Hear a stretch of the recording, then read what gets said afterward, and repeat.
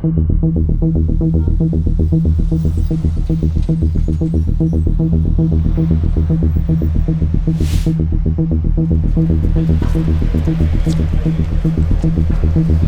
spoke about this fight before. He said, you all good, yeah? I said, no, it's a gimmick fight. It's not something that I think is right.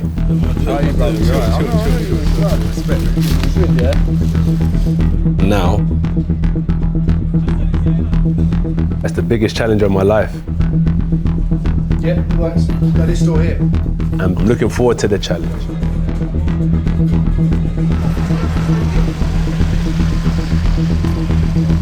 Yes, Francis. I'm a boxer now. For my own legacy, I would do everything that's possible to take him down. If I wasn't in the fight, I would have been betting on AJ, but I'm in the fight, I'm betting on me. Here we go again.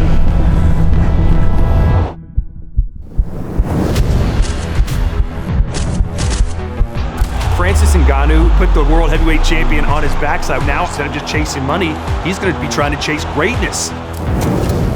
I believe AJ is going to be undisputed champion. And in an instant, it's all over. This big, dangerous heavyweight is back.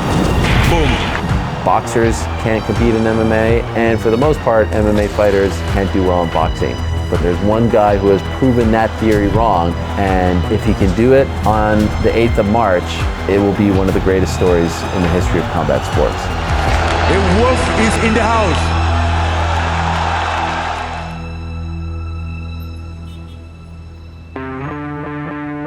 It really is an intriguing time.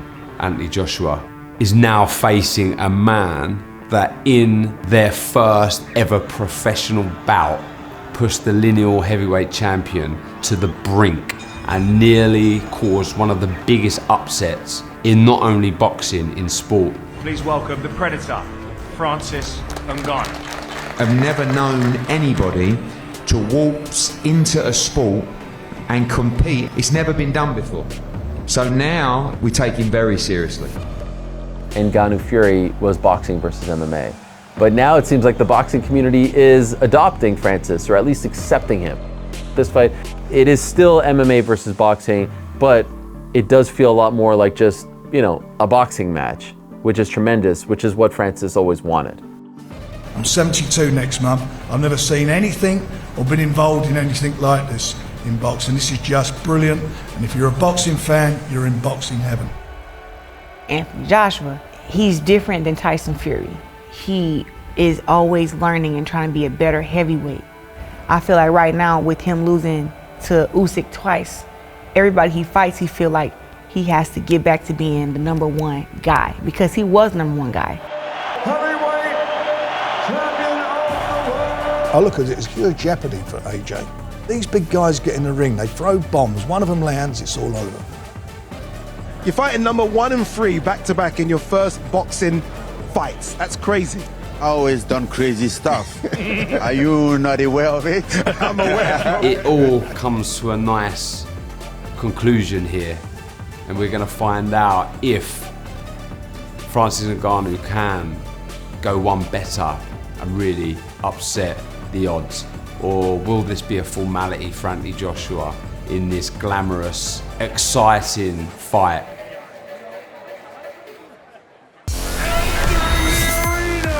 Anthony Joshua! With perfect balance, perfect execution. Brilliant right hand from Joshua. That's hook from Joshua. Wonderful variety. Beautiful shot. Oh, he got caught with a 1-2 piece, and he's up against the ropes. Oh, it's all over. Joshua's back.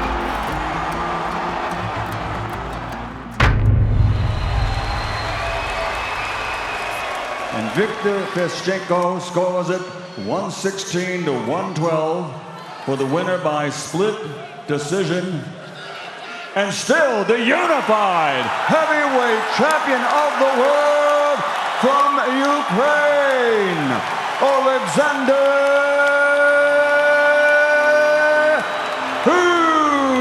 Usyk. Even talking about it now, it just makes me feel like, chokes up a bit. I wasn't supposed to lose in my head. And it just hurt the defeat.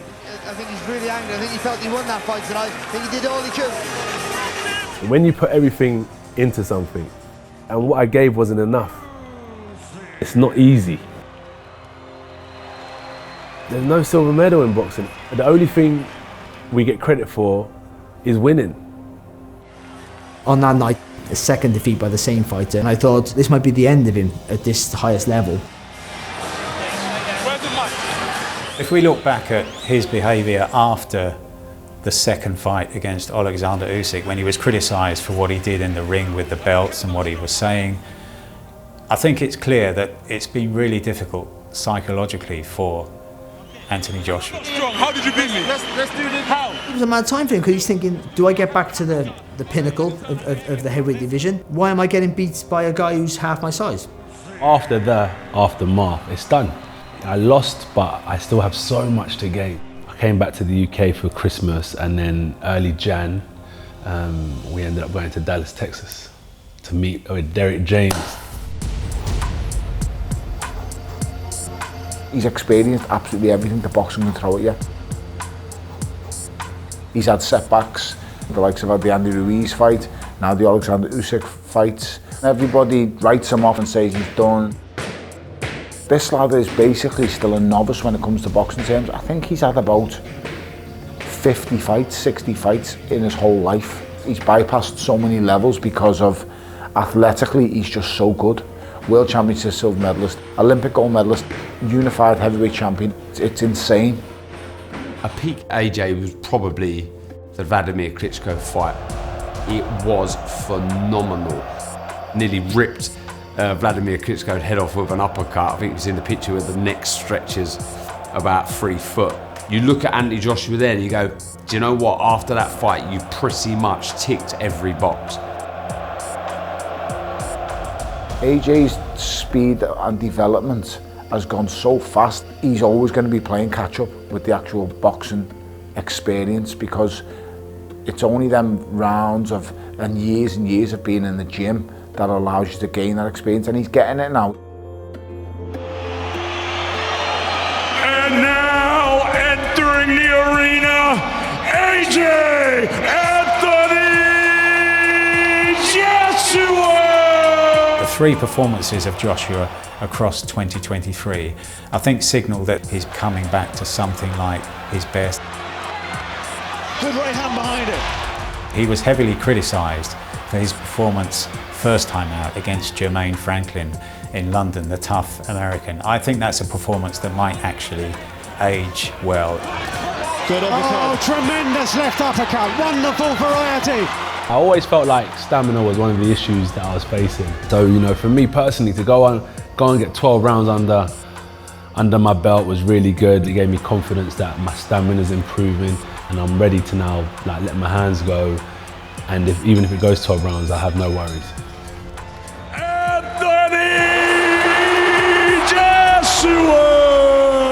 He boxed really well, I thought, but he didn't show any improvement on his mindset, and that was to step in with the jab. And I've seen this to Joshua for all the time. The jab wins him the fight.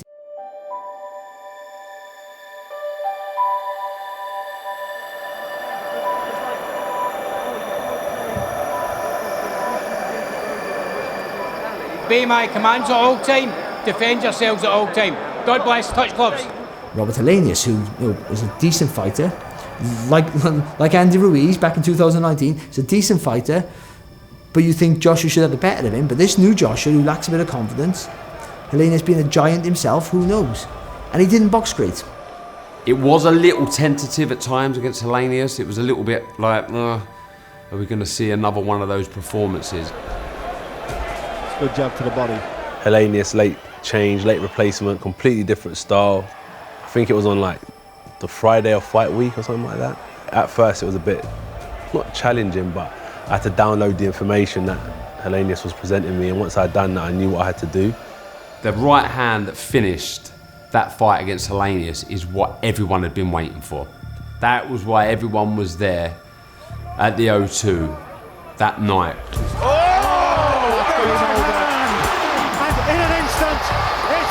over. The finish was great. And what was great about the finish, not that everyone goes about the punch, it was the commitment to the attack. And listening to Derek James, he jabbed up, jabbed down, took the step with the front foot, and then threw the right hand right through his head and knocked him spark out. And I thought, he believes he can do it now. Anthony Joshua's fights of late have largely been built around the jabs. If there was ever an opponent for him to go back to being the seek and destroy fighter he was earlier in his career, it's Otto Wallin. Let's get ready to rumble! Last time out against Otto Wallin, and we see it again, this precise, accurate, hurtful punching. He's so exciting to watch, he's so hard to beat now. This is good boxing, really good stuff. Yeah. What motivated me the most, it was good because I had all my enemies in one room. Promoters that had come together that had trash talked me, journalists that had come together because they trash talked me, fighters had to come together that had trash talked me. So I was motivated to make my mark and stomp my ground that day, to let them know I'm the king of the heavyweight division. That's that right hand to the body, it's a lovely shot. Well, against Otto Wallin, he grabbed the fight by the scruff of the neck. He got straight to the centre of the ring and he backed up exactly what he was saying in the build-up. That he was going to bully, he was going to outgun, and he'd done that. After that Helenius knockout, we would just see an Anthony Joshua back to the old mentality, style of fighting, if you like. Oh, he got caught with a 1-2 piece and he's up against the ropes. It was the first time for a long time that I thought, yeah, this is Anthony Joshua. This is not the guy we've seen the last few years masquerading as Anthony Joshua. This is him. And I thought it was a fantastic performance from the first round to the finish. He was just on that seek and destroy. I'm going to knock you out. I'm back. Confidence is there. Nobody's stopping me now. I'm levels above you. And it really, really turned some heads. Oh, it's over. They've stopped the fight. Confident, powerful, sharp, everything was firing on all cylinders. Joshua's back. I think what happened to him in 2023 has been a massive boost for his career. As far as rebuilding is concerned and finding that old, to use that word again, AJ, with the seek and destroy mentality, I think it was a box ticked. It was a successful 2023, but he wasn't the only one. The Predator, Francis! Wow, good left hook from Ngannou. Ngannou finding some big shots out of nowhere. Still plenty of fight in the man from Cameroon. Big shot from Ngannou, who dances after his success. Unbelievable scenes.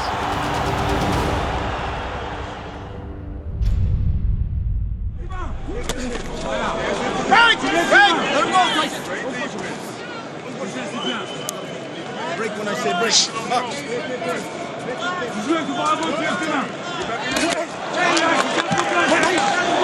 Oh, big shot from Ngannou, who dances after his success. And suddenly, we have a fight. Wow, Tyson Fury down against Francis Ngannou. Unbelievable scenes. Tyson Fury underestimated Francis and didn't do his homework, didn't look him up, and just kind of was like, oh, this is just a payday. I'm gonna beat this MMA fighter up. I don't think he took it seriously. And that's why he was able to shock Tyson Fury and put him on his back.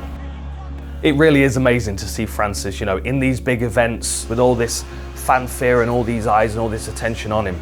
Because you've got to imagine how far removed that is from his early life. From the beginning of Francis Ngannou's story, I mean, you know, he started from literally nothing, leaving Cameroon, trying to find a better life for himself, better opportunities, the arduous journey that he went on to find himself in France and to try and find a boxing gym to walk into. This man has overcome so much. He's working in the sand mines in Cameroon for like $1 a day, and then he escapes and he's put in detention centers and he almost dies multiple times because he's on a raft and he's in the middle of nowhere. He's in Morocco and then he's in Spain and then he makes it to France. Like, the idea that this guy is even here, thriving, now as one of the most famous athletes in the world is unfathomable. Yes, it was hard, not the good memories. I would say I'm grateful of the life that I had, of the path that I have, even though it was tough, but he led me here. but I wouldn't do it again if I was to choose it. I always love movies, everything combat related. The first poster that I saw was a poster of Rambo in my dad's room. I think I was maybe 5 or 4, and now I'm like, wow. Dreaming for a sport already was a problem. We didn't have any example of somebody that has succeeded from doing sport like boxing. It was silly, according to people, even to dream about it. You should just focus on like being a good builder or a good carpenter or a good farmer. That's the limit. And now I'm like, man, yeah, but I'm not satisfied by that answer. The only reason why I ever thought of leaving Cameroon was to go somewhere to find an opportunity to box. If it wasn't about boxing, I wouldn't leave my country at all. Just driven by the dream. He ends up in Paris and he's sleeping in a parking garage and he finds a gym and it just so happens to be an MMA gym and not a boxing gym. And the guys tell him like, yeah, great. I mean, like, look at that guy. Of course, I would love to train you, but I'm gonna train you in MMA. Everybody around is just talking about MMA, the sport that they wrestle, they go to the ground. I want no business to do with MMA. I want boxing. But when I look back to the reason why I wanted to do boxing, I find the same element in MMA. The first fight was a tournament in Paris. Only thing that I get from that fight was 2 tickets, and it was €10 a ticket, so I gave it to a friend. Then 4 months after, in April 2014, I had another tournament. €2,000 was the price of that tournament. Did you win? Of course, I won. Hey, come on! Hey, come on! Hey! When I receive a call from the UFC, might not be what I wanted. I get something. I have to start somewhere. He has world-ending power, the highlight reel nature of his knockouts, and we saw that all the way through his MMA career. Hit a bit of a struggle when he met Stipe Miocic. That was the only fight that I really go to knock him out. It didn't go well. Then I went back and then have to deal with my demons at that moment. And then I looked for the first flight to Cameroon. I was feeling so low about myself, so bad. And then I went home and then I had a warm welcome. They are celebrating me. The energy in Cameroon was so positive. Then after that, I came back and I come back to my reality. That was really where, for me, Ngannou turned the corner. And after the point where he regrouped, he just terrorized the division all the way to the belt. All right, so this is gigantic news. This is massive news. Francis Ngannou is a quote-unquote free man, and it appears, at least for now, that his UFC career is over. And if you look at his story, you know that boxing is that big itch that he never got to scratch. That was the original dream. People don't relinquish their heavyweight title in the UFC and venture into free agency without any idea of where they're going to go. And to be able to then step into heavyweight boxing on the platform that he did and do what he did, he turned the world upside down in that moment. They scoffed at every single interview and move that he was making leading up to that point. And he gets the PFL deal and people are still scoffing. And then he gets the Tyson Fury fight and people are still scoffing. You guys not realize what this man has been through? His whole life has been following his dreams and overcoming the odds. And he prepares for the Fury fight, and what are they saying? You see that guy on the mitts? That's an amateur. He doesn't know what he's doing. This is gonna be embarrassing. Fury's gonna mop the floor with him. And then of course what happens? And even if you don't think he won the fight via the scorecards, he won the night. And now, everyone who was scoffing at him wants to be in business with him. You know, shout out to my friend Eddie Hearn. He was scoffing at him beforehand, and after that fight, he says, let's do the Ngannou-Joshua fight. I mean, how could you not smile? That's a beautiful thing. It's my game. It's gonna end on my way as I decide. I just go out to have fun, and great things happen. Joshua! As he goes into this Francis Ngannou fight, I do think we'll see the best of Anthony Joshua. I think it's great that he's manoeuvred himself around trainers because he'll pick bits up from all of them. I think he had an amazing trainer, Robert McCracken. I think he's experienced good times with Derek James. I don't care how he won it, I just wanted him to win. Now he's with Ben Davidson. Each and every trainer will offer him a little bit of something. You just want to see him now progress on. I would like to see a bit more brute from AJ, and I do believe now with Ben Davidson we could see that. More regular, short, sharp, change of tempo. I can see during the rounds against Otto Wallin taking on board everything Ben Davidson's saying, and that's real trust. Wow! Tyson Fury down against Francis Ngannou. I think it's important for him to jump on Joshua early, try and really unsettle him, by any means necessary. Get close to Joshua, make him feel your strength. He made Joshua look skinny at the press conference, so if he can push him back and put a panic on him, Joshua might unravel. Tiny advantage in height, but the depth of Ngannou is ridiculous. He's a scary physical specimen, and of course AJ is as well, but I just don't think he's witnessed anybody that can move him around in the clinch like Ngannou's going to do. Francis Ngannou's got to get as close to Anthony Joshua as he can and just hit anything.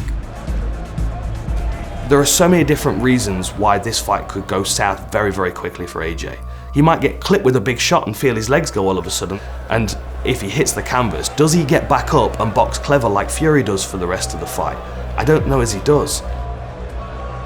But there are vulnerabilities, and I feel somebody like Anthony Joshua will be able to make the most of those. He leant back an awful lot, and though he took the sting out of the shot from Tyson Fury, he was caught with a lot of right hands, and I feel AJ, what he does really well when he keeps things simple is brings his feet in, double jab, and then throws the right hand.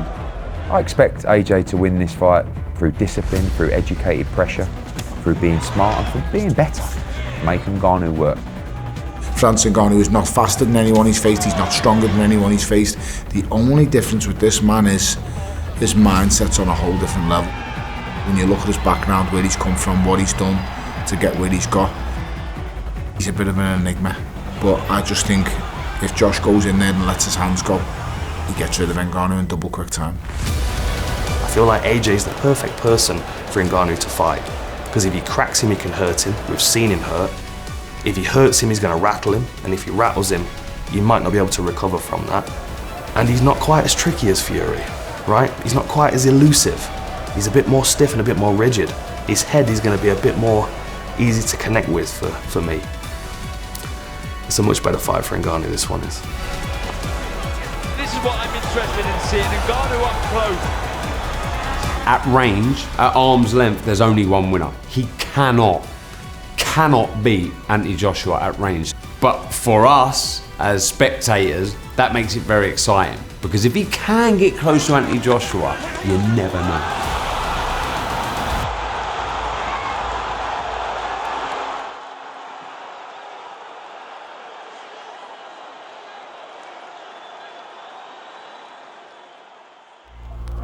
In heavyweight game, one punch can change everything. I really do feel like it doesn't go the distance. I just see someone getting clocked. The knockout, it just comes naturally. We both are going to look for a knockout, which I don't think is a problem.